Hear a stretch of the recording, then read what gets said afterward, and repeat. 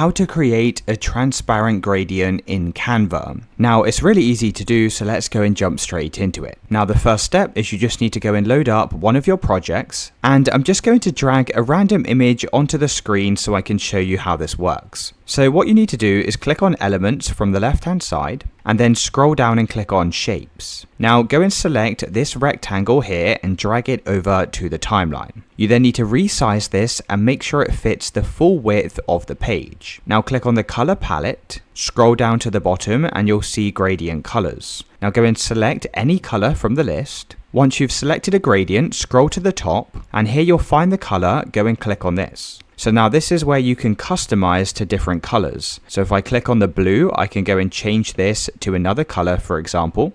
Now once you've selected your colors, go and click on the first color like so, and then reduce the transparency all the way down to 0. As you can see, it's now created a transparent gradient effect. You can obviously go and reposition, and you can also resize this on the screen. Now to make this look better, you may want to go and copy the gradient, and then you can go and paste it again. You could then go and select your new gradient and click back on the colors. And then for this second gradient, you can go and pick some different colors instead. So basically this allows us to add multiple different gradients on the screen at the same time.